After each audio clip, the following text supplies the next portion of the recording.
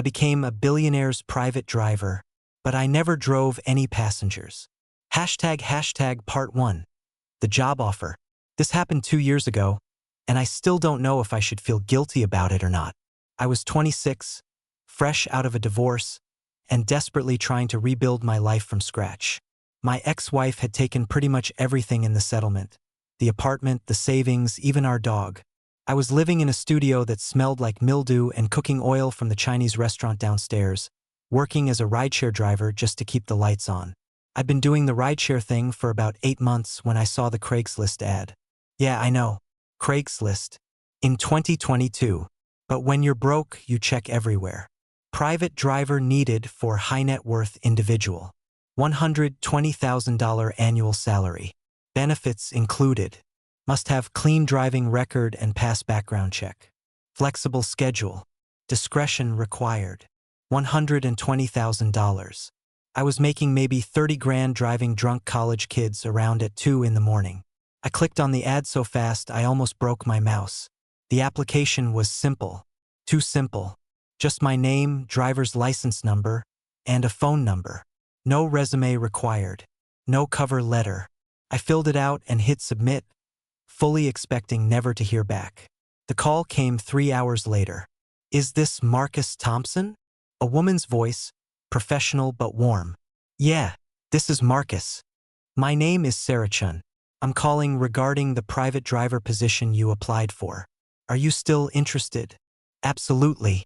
Yes. Excellent. I need to ask you a few screening questions. First, do you have any DUIs or moving violations in the past 7 years? No, ma'am. Clean record. Good. Second, are you comfortable working unconventional hours? This position may require late nights or early mornings. Not a problem. Third, and this is very important, can you follow specific instructions without asking questions about why those instructions exist? That should have been my first red flag. But all I heard was 6 figures. Yes, I can do that. Perfect. One more thing, Marcus. This position requires absolute discretion. You will be required to sign an NDA. You cannot discuss the details of your work with anyone. Friends, family, romantic partners. The penalty for violation is immediate termination and legal action. Can you agree to those terms? I can. Wonderful. Can you come to 1847 Riverside Drive tomorrow at 10 a.m. for an in-person interview? Not 9:55. Not 10:05. Exactly 10 o'clock. I'll be there. She hung up without saying goodbye. ## Part 2. The interview.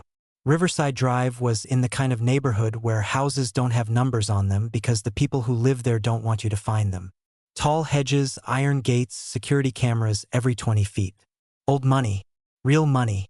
Number 1847 sat at the end of a cul-de-sac, hidden behind a 10-foot stone wall. I pulled up at 9:57, waited in my car until exactly 10 o'clock, then walked to the gate. There was an intercom, but before I could press it, the gate buzzed and swung open. A woman in her 40s, Asian, wearing a sharp gray suit, was waiting at the front door. Sarah Chen, I assumed. Marcus, right on time. Please, come in. The house was massive but minimalist. Everything was white, chrome, or glass. Felt more like a modern art museum than a home. No family photos. No personal touches. Just expensive furniture that looked like no one had ever sat on it. She led me to a sitting room with floor-to-ceiling windows overlooking a manicured lawn. We sat across from each other in uncomfortable designer chairs. Let me be direct, Marcus. This is not a typical driver position. You will not be driving my employer to meetings or events. You will not be picking up dry cleaning or running errands. In fact, you will likely never meet my employer at all. Then what exactly will I be driving? Vehicles. On specific routes. At specific times. Following specific instructions. I don't understand. You don't need to understand. You only need to follow directions precisely and keep your mouth shut. Can you do that for $120,000 a year? I thought about my studio apartment. About my dwindling bank account. About starting over with nothing. Yes. She slid a folder across the glass table. This is your contract. Read it carefully. If you sign, you start Monday. The contract was 30 pages of legal jargon, but the main points were clear. I'd work Monday through Friday, driving routes that would be texted to me each morning. I was never to deviate from the route. Never to stop except where instructed. Never to open the trunk or any compartments of the vehicles. Never to ask questions. Violation of any term would result in immediate termination and legal consequences. I signed on page 30. Excellent, Sarah said, taking the folder. You'll receive a company phone tomorrow via courier. That phone is only for work communications. Do not use it for personal calls. Do not install any apps. Do not share the number. Monday morning at 6 a.m., you'll receive your first assignment. Follow the instructions exactly. Where do I pick up the car? The vehicle will be in your building's parking garage Monday morning. Spot 14B. The keys will be under the driver's side floor mat. Any other questions? I had about 1,000 questions, but I remembered what she'd said about not asking questions. No, ma'am. Good. Welcome aboard, Marcus. ## part 3. The first route. The company phone arrived Saturday afternoon. It was a brand new iPhone, completely blank except for a single app labeled Routes. I tried opening it, but it required a password that I didn't have. Sunday night, I barely slept. Part excitement, part anxiety. What had I agreed to? Monday morning, 5:58 a.m., I was in the parking garage of my building. Spot 14B, which had been empty the day before, now held a black Mercedes S-Class. Pristine. Not a scratch on it. The windows were tinted so dark you couldn't see inside. I checked under the driver's side floor mat. Sure enough, there was a key fob. At exactly 6 a.m., my work phone buzzed. Route 1. Depart 6:15 a.m. Drive to the following coordinates using only the specified roads. Do not stop. Do not deviate. Estimated time 3 hours. Vehicle must be returned to spot 14B by 9:30 a.m. Compensation for today, $461.54. The message included turn-by-turn directions. Not to an address, to GPS coordinates. I got in the Mercedes. The interior smelled new and expensive. The center console had a built-in phone mount, clearly meant for the work phone. I placed it there, and the directions immediately appeared on the car's screen. At 6:15 exactly, I started driving. The route took me out of the city, onto rural highways I'd never driven before. Small towns, farmland, nothing remarkable. The directions were specific. Take exit 47, turn left onto County Road 18, proceed 14.7 miles. No shortcuts, no alternatives. About an hour in, I was on a completely empty stretch of two-lane highway when I heard it. A thump from the trunk. My hands tightened on the steering wheel. I glanced at the rearview mirror, as if I could see through the trunk somehow. Another thump. Definitely something moving back there. Every instinct told me to pull over, pop the trunk, check what was inside. But Sarah's words echoed in my head. Never to open the trunk. I kept driving. The thumping continued for maybe 10 minutes, then stopped. I spent the next 2 hours sweating through my shirt, imagining all the terrible things that could be in that trunk. At exactly 9:23 a.m., I pulled back into spot 14B. The moment I turned off the engine, my phone buzzed. Route complete. Payment processing. Vehicle will be collected within 30 minutes. Exit vehicle. Leave keys under mat. Do not look back. I did exactly as instructed. Walked away without looking back. Went up to my apartment and took a long shower, trying to scrub off the feeling of whatever I'd just been part of. 20 minutes later, I checked the parking garage from my window. The Mercedes was gone. That afternoon, $461.54 appeared in my bank account. ## part 4. The pattern emerges. The routes continued. Monday through Friday, like clockwork. Always a different vehicle waiting in spot 14B. Sometimes a Mercedes, sometimes a BMW, once a Tesla. Always black. Always pristine. Always with something in the trunk that occasionally made noise. The routes varied. Sometimes I drove 2 hours into the countryside. Sometimes I circled the city on the Beltway for 90 minutes. Sometimes I drove to abandoned industrial areas and parked for exactly 20 minutes before driving back. I never saw anyone. The cars appeared and disappeared like magic. The money appeared in my account like clockwork. Monday through Friday, roughly $460 per day. By the end of the first month, I'd made over 10 grand. I paid off my credit card debt. I moved out of the mildew studio into a decent one-bedroom. I bought real groceries instead of ramen and canned soup.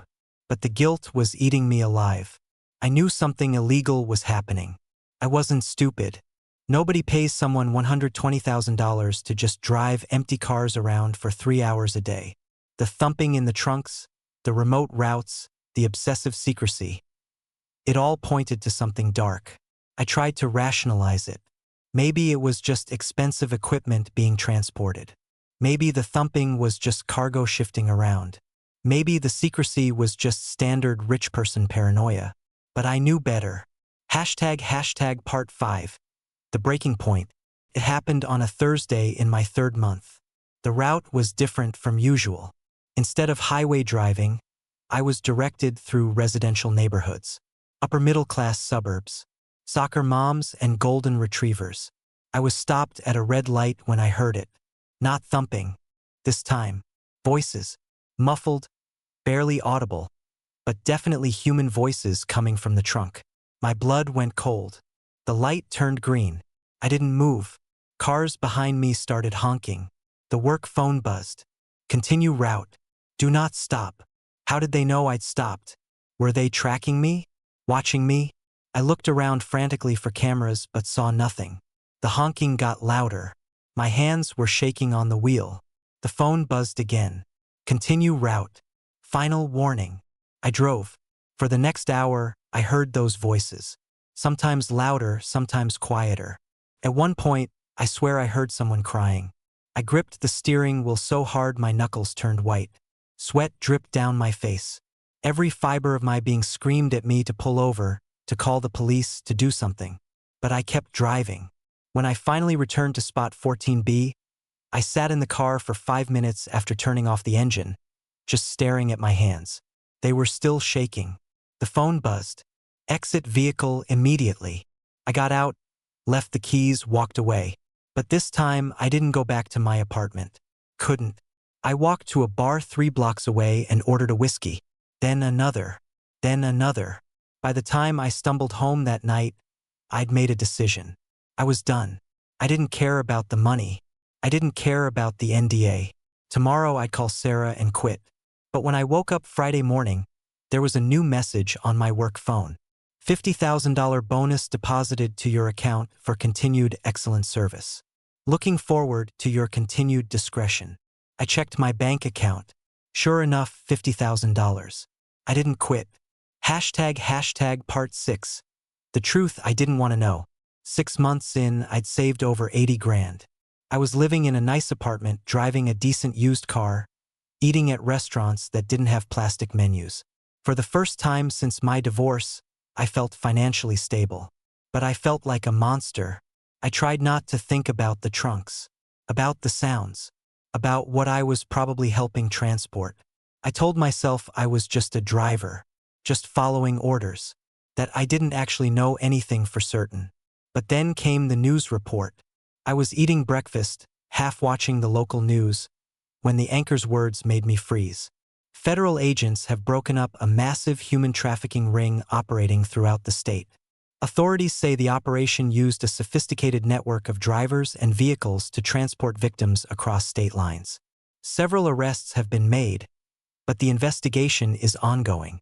My coffee mug slipped from my hand and shattered on the floor. They showed footage of federal agents raiding a warehouse, leading people out, young women, some teenagers, all looking terrified and exhausted. My stomach turned. The anchor continued. Authorities are still searching for additional members of the network, including drivers who may have been involved. If you have any information, I turned off the TV. For the next 3 days, I didn't sleep. Every time I closed my eyes, I saw those women from the news report.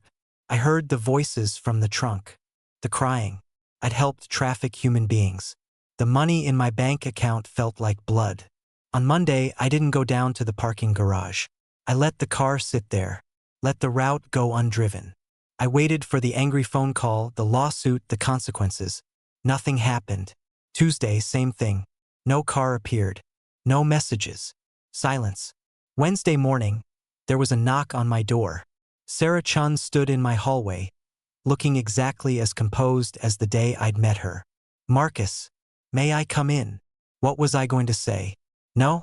She sat on my couch like she owned the place. I stood by the door, ready to run.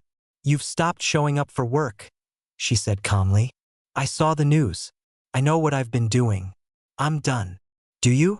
Do you actually know what you've been doing? I'm not an idiot. The voices in the trunk. The secret routes. I've been helping move people. Victims. She smiled. Actually smiled. Marcus, you haven't moved a single victim. Not one. I heard them. I heard people in those trunks. You heard what you were meant to hear. She pulled out a tablet and tapped the screen. Do you know what a decoy operation is?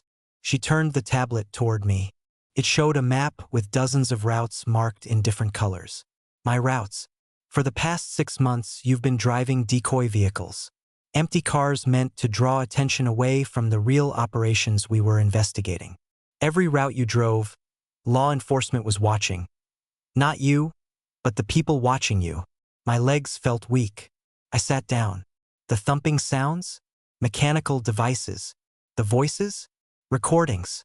We needed the traffickers to think we were transporting people so they'd follow the decoys instead of the real rescue operations happening elsewhere. But the NDA, the secrecy, the weird hours, all necessary to make the operation look legitimate to the people surveilling you, which, by the way, you never noticed. You had a tail on every single route. 3 different trafficking organizations were watching you, trying to figure out our network. While they wasted resources following you around, federal agents were actually rescuing victims. She showed me another screen. Photos of the warehouse raid I'd seen on the news. This operation took down 3 major trafficking rings, rescued over 200 people. And you, Marcus, you were crucial to that. By driving those routes, by being boring and predictable and following instructions, you kept the bad guys distracted. I felt like I was going to throw up. So I didn't. You didn't transport a single victim. You transported nothing but air and electronics. You were bait, Marcus. Well-paid bait. Why didn't you tell me? Because we needed you to act naturally. If you'd known, you might have behaved differently. The people watching you were professionals. They'd notice any change in behavior. Your genuine confusion, your nervousness, your guilt. It all read as real because it was real. It made the operation believable. She stood up and straightened her suit. The operation is over now. The arrests have been made. Your employment is terminated, but you'll receive your full year's salary as agreed. The NDA remains in effect. You cannot discuss the details of your work. But you should know that you helped save lives, Marcus. A lot of lives. She walked to the door, then paused. One more thing. That $50,000 bonus? That was from the FBI. They were very impressed with your consistency. Most people would have cracked under the pressure, asked questions, or quit. You kept going. So, thank you. She left. I sat on my couch for the next 3 hours trying to process everything. ## Part 7. Epilogue. That was 2 years ago. I never drove another route. The company phone was collected by courier the next day. Sarah Chin never contacted me again. I used the money to start my own business, a legitimate driving service for seniors who can't drive anymore. Nothing exciting, nothing secretive, nothing that makes me question my morals. Sometimes I think about those 6 months, about the guilt I felt, about the relief when I learned I hadn't actually done what I thought I'd done. But here's what keeps me up at night. What if Sarah was lying? What if it really was a trafficking operation, and the story about being bait was just a way to keep me quiet? A way to make me complicit by making me believe I was a hero instead of a criminal? I'll never know for sure. About 6 months after it all ended, I saw another news report. Another trafficking ring busted.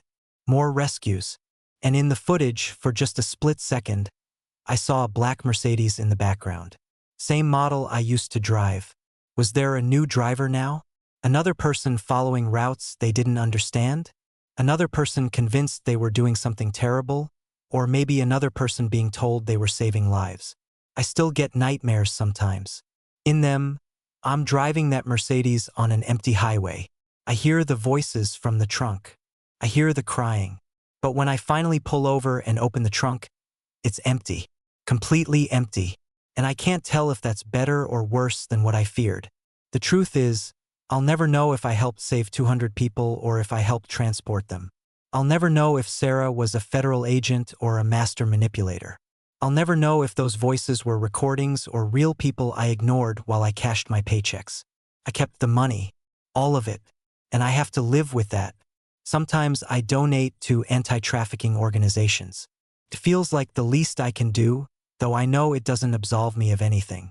It's just something. I haven't touched Craigslist since.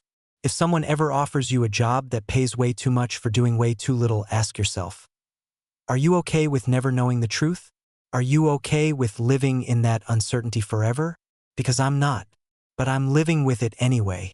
I was a billionaire's private driver for 6 months. I never drove any passengers. Just empty cars on secret routes.